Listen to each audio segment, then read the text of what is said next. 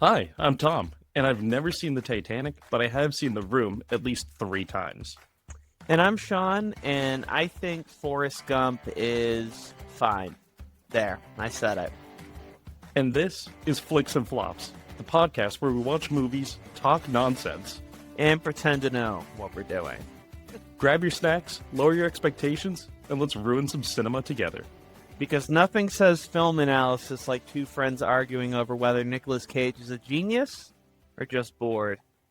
And welcome back to another episode of Flix and Flops. Sean and I are in a new location, as you all can see. We're just Yeah, not recording at our own houses anymore. no. We're at our favorite establishment of Chunky's. Yeah, no, like we said in the last episode, I'm very gracious to the owners of Chunky's for letting us be here. We just finished watching Mercy, having some good bites, and yeah, no, I mean, we're in a movie theater. You're not gonna see the, my webcam tilt like 10 times in an episode. Like, God bless anyone who watches a full video episode of this podcast, because my camera probably shifts like 10 times. Like, every time we do a clip for Instagram, I'm like, okay, what am I doing here? But we're here, we're live, so And you know, it's absolute cinema.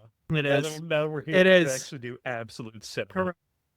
Cinema, yeah. I think they just had a showing of the Bone Temple here, which we also need to see at some point. I mean, it'd be good to see a good movie because we just got out of the showing for Mercy, and dear God, that movie sucks. Yeah, no. Well, the fact that you found out off the rip that it's produced by the same people who made War of the Worlds, like, it's funny, like, that was our first flop, and this is our first movie at Chunky's. So, like, if anything, we're really grateful to the producers of these movies for giving us some groundbreaking experiences. I'm gonna For butcher the the name podcast. so badly, but it's like Tamir Beckleblob.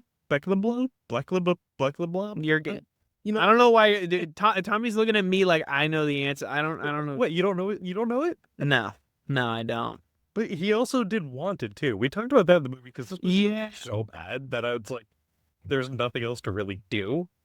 But he produced Wanted, and it's like, okay, that was a really Yeah, solid but movie. here's the thing, though, is like you got to take into consideration that shit was like 18 years. What one account came out in like what 08, Probably more 09? than 18 years ago now. Like, that was a long time ago, and people can become much worse filmmakers. I mean, dude, look at like Francis Ford Coppola, dude. Like, we still haven't seen Megalopolis.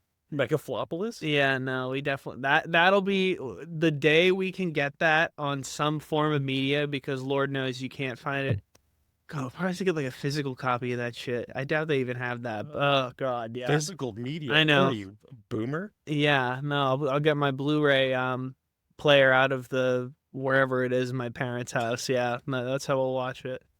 But yeah, this is really bad. I don't know. Like, off rip, before we even dive into it, as far as the flops we've seen are concerned, like from a scale of Money Plane to Jurassic Park, where would this land for you? I feel like it's gotta be better than Money Plane. Money Plane was just pure dog shit. But at least this, I feel like this at least had a interesting idea to it. Uh-huh. Just horrific execution. Like, I'm so tired of screen life movies, and the whole idea of like this movie takes place in one room is so creatively bankrupt. Yeah. So I'm just like, it's lazy to me, and it means that they didn't want to do anything else, or like we could just use all these cool graphics we thought of, and it just was a very underwhelming movie.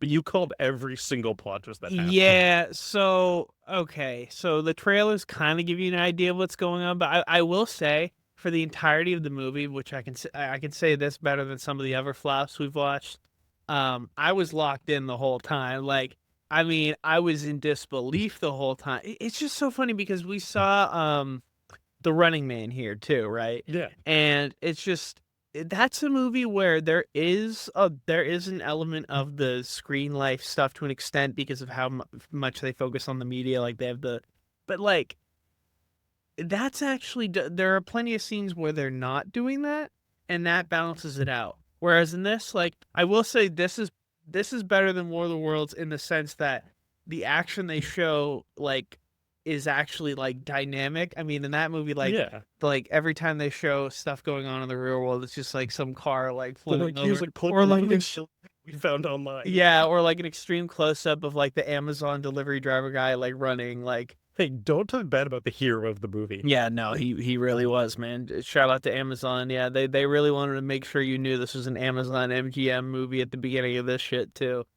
But it's just interesting to see just how fucking off the rails this movie went. And like they had the guy from who was the main villain. He's from you ever seen This Is Us? I've only really seen clips, but it's like the show that made Sterling. All I know is that it's the show that made Sterling K. Brown like kind of mainstream, Yeah. other than like, him doing his voice acting and whatever. And the guy who's the husband of the woman of the trio, because it's like a set of triplets, except one of them's It's not a like 6 triplet. degrees of separation. Yeah, no, well, no, yeah, that guy is the main villain, which is I like he's like a character actor, but it was just like weird to see him as like kind of the villain when in that show like he's kind of villainized. Okay, this is not the This Is Us podcast, but I called pretty quickly like he was acting kind of sus when they would video call him, and like that I felt was a reasonable guess. But the fact that I was able to, and to you brought this up that like his cop partner, like you can tell she's like a little too crazy about like this whole Mercy thing from the beginning, Yeah. because well early on, like when he first calls her, she's like, like if it comes down to it, and even though you're a cop, I know you're a good guy, like we can't have it showing that the cops like are above the mercy system. So like I'm not gonna be happy about it, but like if you die, you die, basically. If AI tells me you're dead to me. If ChatGPT tells me you are guilty, you're guilty. Yeah, literally. If Rebecca Ferguson GPT, which I will say, for a movie with a lot of hokey acting, she actually plays like the fucking like creepy AI like so well. Like she probably had the best performance out of this like entire movie, to be honest with you. So like on a core level, I'm very dissatisfied with a lot of the acting and a lot of the like decisions they made in this, but at the same time, I was captivated the entire time. But I can't believe that I called that twist. That pissed me off so bad. I was like, just when I thought this movie was like a whole new level of ridiculousness, I called that, and I just look at you. I'm like the only way we can go up from here is there. But I mean, by the time we find out she was the secret second villain, the fucking movie ends with not even a flash forward, like a million Just flashbacks. ends. Literally, just ends with him sitting with his daughter. Like Rebecca Ferguson AI is like, "What did we do, John?" or whatever the fuck his name was. Oh no, it was Chris. I remember because I was like, No, did they just literally Chris Reeves was his name? Because I'm like, did they just name him Chris because it's too easy? his name was Chris Reeves. Yeah. Like fucking like Superman Chris Reeves. You know what? I didn't connect the dots on that one before. No way. And they kept being like, the whole premise of the movie is kind of interesting with the idea of being like, okay, it's kind of in the future. They never really say. No, they can. You do find out at the end it's 2029 because most of the stuff. So Okay. the guy who plays Chimney on 911, whoever the like three listeners of this of the podcast who also watch 911. It's a very small Venn diagram. Yeah, this will be a very good Venn diagram for you. He's in a lot of shit. He's a good character actor. He dies in 2024, and that's what turns Chris Pratt into an alcoholic. And then in 2026, he like kills the main villain's like brother as the first kill in the mercy system. And then I think the movie definitively took place in 2029. But like that's why I'm comparing it to Running Man, because like Running Man, when they would show like the high tech stuff, like it was all fairly believable. Yeah, like drones, things that didn't really seem too out there. But This, the minute I saw the cop get on basically the giant drone oh man, like helipad thing, or I don't even know what you call it. Like she's like flying There's some anime I can't think of, but she's like flying like basically a giant fucking Beyblade around. Like, It was so crazy that when they showed this, they have a whole scene of just like the cop getting onto the bike and flying off. And Sean and I just started laughing. oh Like, yeah, like it looked so out of place, but like the whole premise is kind of interesting of being like, oh, hey, we're trying to, curb violent crimes. So we have this whole court system that it's supposed to eliminate man hours. It's supposed to just be like the killer looks to clear themselves, and if they don't, they die. And they yeah, get, what, 90 minutes to do it. My biggest gripe is, and I said this to you while we're watching, I'm like, no, if I was in the system yeah. and I'm sitting there and they're like, you have access to everything, I'm like, what do I look for? I'm not, how am I supposed to know what I'm looking for? Oh yeah. I But mean, instead, they're like, oh, this cop can prove himself. I'm like, yeah, because he's a cop. He knows what to look for. If I was just put in the whole thing is he wakes up in the chair and he's like, oh man, I'm stuck here. Yeah, he's like, oh man, I don't drink, but clearly it was the most obvious the twist they were gonna do. Where it's like, yeah, I've been drinking again. I've been drinking. I've been off the wagon for years. Like, well, yeah, no shit. yeah. Like what? You look like complete shit, and like, Yeah. He's like, I'm not hungover. I'm thirsty. I'm like, yeah, okay, that was me in high school too, bro. Nice, cool. yeah, But like, I just can't get behind the idea. They're like, all right, we're gonna give the average citizen all the tools. Everybody's phone is connected. Everything's connected. Crazy like police state of yeah. it. Literally, honestly, maybe even more police state than Running Man, because it's like, to live in LA, you have to be connected to the LA municipal like cloud, and so at any given time, our AI judge, only in the confines of the trial, can access I all call your bullshit. info. And like the fact that one of the like the fact that the clip from her Finsta is what from the daughter's Oh. Finsta is what public Finsta, by the way, not even a good Finsta. Like, come on, man. Like, I mean, back in my day, Finstas were actually private. But that's a whole nother thing. Is like, we are in 2026. 2029 in the movie. Let's not get Yeah, it but messed no, up. I'm saying in No, this I day and know. age, the movie, and even worse, the movie's in 2029, whatever, 2090. Who cares? Yeah, it's truly, who They cares? didn't care, so why should we? Yes. Who has a Finsta in this day and age? That was a thing like people had when we were in like high school, like freshman year of college. Yeah. Who has a Finsta nowadays? And then in the future, you're telling me that's a thing. And the funniest part to me is that like they cleared the whole case by being like, oh, it's Chris Pratt's daughter has a Finsta that we can use and access. And we have the timestamp of when she heard a crazy sound in the night. And we can enhance the footage of the door creeped open and just at that moment, coincidentally, this guy's 5 fingers, when I enhanced it to like 10 billion degrees and like, oh my God. I mean, the one thing I'll give it credit in addition to the Rebecca is like, this movie could have had really shitty CGI and it didn't. Like, I mean, everything looked, a lot of shit looked ridiculous, but like, Yeah. it didn't look like so unrealistic that it took me out of it. I mean, in no world am I assuming like, oh yeah, this guy works at a shipping company and oh my God, we thought he was making meth, but really he was making a bomb to like, because we unjustly killed his brother, which sidebar. Okay, if he's case number 19, Chris, Chris Pratt, we're just going to call him Chris Pratt at this point, because if they didn't care, we don't care. If Chris Pratt and the guy's brother, David Weeks, whatever the fuck his name was, were framed, what the fuck happened to cases 2 through 18? Like, were they all guilty? Did they tamper? There were so many missing questions for me here. Like, we never really fully go back to like what happened with the wife's death. I mean, clearly you can make some assumptions of like, okay, they had the argument and the guy waited for them to have an argument because he probably, I don't know, stole the bottle of alcohol from his car and triggered everything because he's Machiavelli and he had the 2-year plan.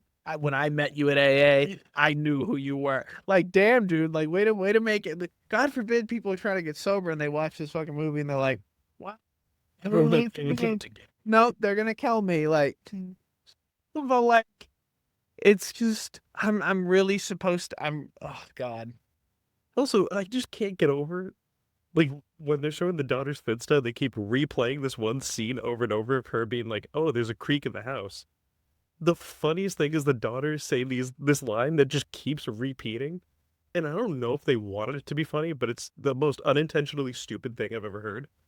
But where she goes, oh man, I'm high off my tits right now. And then it'd be like the rewind sound effect. It's, oh man, I'm high off my tits, just over and over and over and over again. Was it? Is that what she was saying? Yeah. I thought that it said, "Oh, it's like I ripped my tits off." I was like, dude, the fact that either of those lines were a possibility is just like, and it's supposed to be this super tense moment, but they couldn't have just picked a better line where she's like, "Oh, I'm so scared." That didn't need to be said. But like, oh, I know what you mean, like the Yeah. clip where they fixate on the hands. Yeah, you hear the audio replay. Oh, and my even God. then, it's like, I can't believe that they're actually trying to be like, "Don't worry, AI will save all of this." And it's like, dude, AI can't even tell you that there's not a seahorse emoji. If you go into ChatGPT, I swear to God, and try this at home too, but if you go to ChatGPT and you type in, like, show me a seahorse emoji, it can't because it doesn't exist. But it scours the internet trying to find it, and it just freaks out, and it Oh keeps my- popping out an endless prompt being like, this is a seahorse emoji. No, this is it. And it cannot figure it out. That system is determining whether you're going to live or die in an hour and a half. Yeah. Well, there is the caveat. Well, us as the AI, we can't actually interfere. But I mean, like, if you using all our data, if you can't figure out in 90 minutes, I mean, clearly you got to die. But also, like, congratulations, Tom. You killed the fucking rainforest to try and create a seahorse emoji. That's the worst part about all of it. The fact that there are probably a ton of people who saw whatever Reddit thread you saw that on and are doing that, man. I'm just gonna think about. I'm gonna go to sleep tonight and think, wow, my buddy killed the rainforest, or Clean water. polluted like some like. Oh my God, dude. That's another thing to think about this movie. The AI so many resources to get made. Do you think that eventually they're gonna hit a point where they're like, we have legitimately no more clean water in this universe, and it's dead? They're just sitting there like, but thank God the Mercy program exists. Bro, and like, not for nothing. If your whole thing is that you invented this to like try and curb like the crazy ass red zones where you keep like all the degenerates, which is like, have you ever seen the like Hamsterdam and The Wire? Like, if Hamsterdam was handled by a bunch of fucking morons, that would be the red zones in these Are you movies. just referencing The Wire because you got me to watch it now? Well, not even just like the idea that like, okay, crime in LA got so bad that we have to sequester everyone in these corners. Oh, but it's still going bad.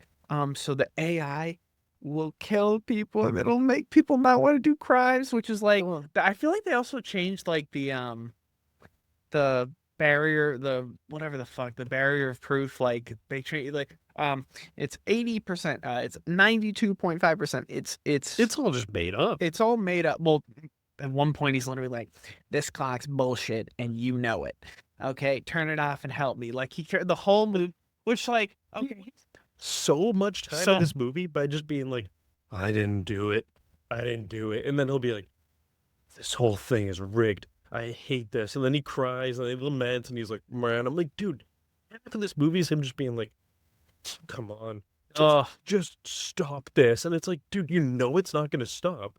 So you are like literally the poster boy for this. Unironically, the poster boy for this. And also, like, the most hilarious thing to me is when they show like those news clips. Yeah. In it, one of them is the news anchor from Parks and Rec. Oh God. And Chris Pratt is also in Parks and Rec. So in my head, I like to say this is a continuation of Parks and Rec in an alternate universe. Things got so bad that he literally had to switch and become a cop. But he had to be, you know, couldn't work in the recreation department anymore. No. This movie, you've seen what's that Tom Cruise not Total Recall. The Tom Cruise movie. Edge of Tomorrow? You know what I'm talking about. Maybe. I don't know. The whole idea, it's going to come back to me at some point, and I'm probably just going to clip this in when we do it. Yeah, no, please do. But the whole idea is that it takes place in the future, and everyone is like, they can see, they have like oracles is what they call it. Oh my God, dude. Yeah. So I'm gonna be so mad when I look up this movie up right after we start recording. Oh my God. Well, they have like the whole oracles, right? And they can see crime that's gonna happen, so they arrest people before crime happens. Yep. The precognition shit. Yeah. And then they have Tom Cruise is like, oh, he's gonna commit a crime, but they only see part of the picture, and he's like, no, and he tries to set out to prove his innocence. Dude, this is a worse version of that. Literally. Oh my God, you nailed it. I was trying to think of like what this was like. comparable to, and you nailed it. That is such a great way to do it. And you have like great scenes, great set pieces, great Yeah. acting. Yeah. This was just like one room and a bunch of CGI, and then it's just endless things where it's like they have the Jarvis, take this FaceTime off my screen. It's like animated face, and it's like Give me access to all these the fact that the fucking Jarvis AI, killed by innocence. I know the fact that the Mac OS was like the majority of what it is. Like, oh, dude, congrats, man! Apple managed to sneak their tendrils into this movie and make Apple created Rebecca Ferguson, and you're like telling me that like, okay, so we're gonna open up this folder of all the emails, and now we're gonna show like this outdated like inbox format that makes Outlook look like fucking Picasso in comparison. Like the one thing I'll say is like the inconsistencies in like the CGI. Like some of the CGI was like really good, but some of it's like, bro, I know you're trying to make the screens like realistic, but like you're almost doing too much for me at a certain point. It's so over the top at times. Mm-hmm. And it's just like it's so frustrating because they keep trying to make it so obvious. It's like he killed her. Don't you believe that he actually did it? And it's like Yeah. there's never a second where I'm like, no, I fell for it. You know what I mean? Like it's so blatantly obvious, and some of the dumbest dialogue is when it's like, oh, we were having marital problems. Oh, it was so bad. And then he's like, it's a crime of passion. But how could it be a crime of passion? When there's no passion left. Oh my god. And it's like even The dramatic pause in that scene too. But how could it be a crime of passion when there's no passion left? Tips Fedora, like fuck off, dude. even Like, Rebecca Ferguson calls him out at one point where she's like, "Oh, you found her unregistered phone," and he's like, "Yeah, she's definitely talking to somebody." And she's like, "What? You suspected an affair?" And he's like, "Yeah, absolutely." And it's like, she's just like, "Yeah, okay." yeah, It's okay. like, what? And everyone in this world is recording everything constantly, apparently. Like that scene where Chris Pratt and not Rebecca Ferguson, his wife, whoever it is, who cares anymore? She's barely in the movie. Yeah. When they get into a fight, and it's like the daughter's recording the fight for some reason. So the one thing I could think of how that could be plausible is, okay, if they're connected to the network at all time, that means that anything from their phone could be pulled at any time. But like, there are so many scenarios where the shit they pull, like, what are you telling me? These people just like fucking sit with like their phone out Yeah. like 24/7. I mean, like, yeah, people be using their phones a lot, but like every single little thing. Unbelievable. Actually, the hokiest part of the CGI is when they do the fucking like scene recreations. And I thought it was one thing when they did it in the crime scene in the kitchen, but when they recreated the barbecue scene, I'm like, dude, They can recreate everything, and it doesn't matter what it is. Like from like what angle? Like you're telling me everyone had their phones and I triangulated the geodata to create this guy's pinky. Like, bro, like, classic Amazon with this too.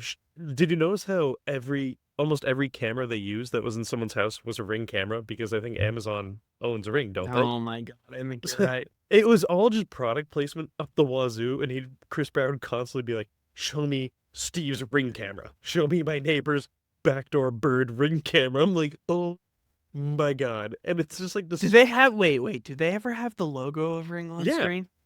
Yeah. Dude, oh when my Chris god. Pratt goes home, I was and he's, literally like, trying to yelling at think the of- Ring door. He's like, "Oh, come on! They made sure to." Yeah, shine a dude, it's corner in that the it bottom said curtain. Ring. Dude, you're right. Oh my god. I was trying to think if I made that up, but nope, that happened. Holy shit. And it's just like all of it is so ridiculously stupid. Uh-huh.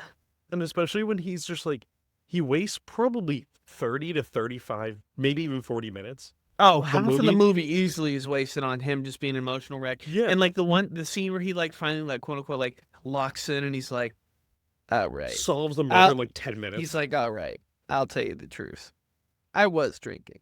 And I did break that vase. It was her favorite vase. I knew she'd be upset about it. And I'm not even kidding. How I just did that is literally how Chris Pratt did that. Like, I already had a low opinion of his acting, and it couldn't have gone. See, my opinion of Chris Pratt as a man has greatly diminished. I mean, thank you, Phil Antardo. Appreciate it. My opinion of him wasn't very high to begin with, because I asked you this before the movie started. How many good movies has Chris Pratt been in, besides Guardians of the Galaxy movies, in the last like 5, 10-ish years? Super Mario movie was kind of fun. I'll be honest, I didn't Not love your it. cup of tea? Yeah. And that's just because I don't like Chris Pratt's acting, where like he wouldn't even put any sort of voice into it. It's just Chris Pratt. Mm-hmm. Like that feeds into my whole other anger that I have when it comes to movies of being like, why do we not have legitimate voice actors? Yeah. Like movie voice actors using anything, but that's a whole nother issue. Yeah. But this whole movie is just like so bad. It's so Yeah. blatantly bad. Yeah. Just very, I mean, there's only so much we can say about how unoriginal it is at a certain point. It's just kind of like, if you want a really stupid, fun, like popcorn watch, maybe throw it on. Like, I mean, it's one of those things where I almost think at a certain point, like in War of the Worlds in the editing bay, they're like, how ridiculous can we really make this? And if that wasn't the intent, then God help us all. But like, I mean, I've seen worse. It's better than Money Plane. That I'll say. I mean, some of the acting is really hokey, and some of the like kind of technological advancements they want me to believe will happen in 3 years from now. I mean, of course, not actually, but like, We can simulate fire and everything in a room, and you can feel the heat. and yo, everything. that I'm was like, yo, wait, that scene was nuts when they fucking like the. That was another thing I called them. Like, oh, what if they blow up the garage? Of course, they blew up the garage. Of course, he stole like this. Oh my god. I had a feeling that the sponsor was behind a lot of this stuff. When he calls him, he's like, I gotta call my sponsor back. I gotta ask him. And then he's being so cagey, being like, whoa, that's crazy. You think someone else killed your wife? Who do you think it could have been? He's like, anyway, I gotta go. Don't call me. Yeah. What are we doing? Like, none of it was well thought out. Like, No. the idea is great, but the execution was just horrendously bad. And there's nothing Yeah. else to say of like cool cinematography, none there. No. It's just a fucking room. It's just a rumor at the time. So it's just like there's nothing different or unique you could really do No. with it. And it's another Amazon putting out their AI slop. You know Yeah. what I mean? Pretty much. A lot of AI slop in this, and kind of a weird propaganda, like kind of like Yeah, I thought AI get like AI propaganda, but also like kind of anti it sometimes. It it very feels like it didn't know what stance to take. So they're Yeah. like, what do people like? They're like half the country likes AI, so we'll say it's good. The other half hates it, so we'll say it's bad too. Yeah, it never takes a really firm stance on either of that. Yeah, so. because it starts out by being like, look at this, the Mercy program. Cops are so cool. Cops are great. And I'm like, Yeah. whoa, you're going to make a stand right here, aren't you? And then all of a sudden they switch and they're like, cops are breaking the law. They're bad. They're really bad apples. I'm like, Okay, like pick a look, side here, like pick a side and just stick with it and then deal with the repercussions. yeah. Because you'd rather have people be like, hey, at least they made a stance on something Mm-hmm. instead of just trying to appease every single person. It's never going to happen. No, it's not. Credit to all filmmakers that actually do make a stance on things, right or wrong. You did something. At least you actually stood for something, because this movie doesn't. But I don't know. It's you got to see it for yourself. I actually think I wouldn't recommend some of the other like plots you have, but I actually think this would be like this is if you want a really stupid watch, give this a try. And hey, it's still in Chunky's for a bit, so I mean, if you want to come check it out and have a bite to eat, Maybe you'll see us there. yeah, maybe you will. But I feel like there's only so much we can say about a flop of this magnitude for a certain period of time. But the good news is, I think we're on our way to a couple flicks. But I mean, we're in kind of the dead zone. We're getting the Oscars announced, but like distributors are sending us these kind of movies in Yeah. January, February. So I don't know. I mean, it's We'll the have to worst see. movie of the year, but I don't think we're going to see anything worse than this. No, Oscar. I'd be impressed if we see something worse than this. But it can only go up from here. Yeah. I feel like I've said that a lot, and then I'm like, wow. Yeah, no, we definitely, and I don't know if it's like we're shifting the goalposts and like just perceiving every fall to be worse, but I don't know. We've watched some really good movies for you guys, but I think we've watched infinitely worse movies, so I don't know. Take it as you will. Yeah, for sure. But that's gonna do it for this one. We'll catch you guys next time. And once again, thank you so much for Chunky's for sponsoring the pod. We'll be doing some more episodes here, and definitely if you're in the Manchester area, check out the Mall of New Hampshire. Come to Chunky's, You're and just plugging all of New Hampshire now. I mean, why not? You gotta own it. I've been here Come for up to like Loon, like not even close. yeah, no, go to scenic Bow, New Hampshire. Yeah. Shout out to Bow, New Hampshire. Yeah, shout And out. all 200 people that live there. Yeah, 201. Be precise. Well, that's gonna do it for us, guys, and we'll catch you real soon, and I hope you enjoyed this in person because it's definitely to bring in a different vibe, and we're looking forward to bringing some more flicks and more flops to you guys. Take it easy.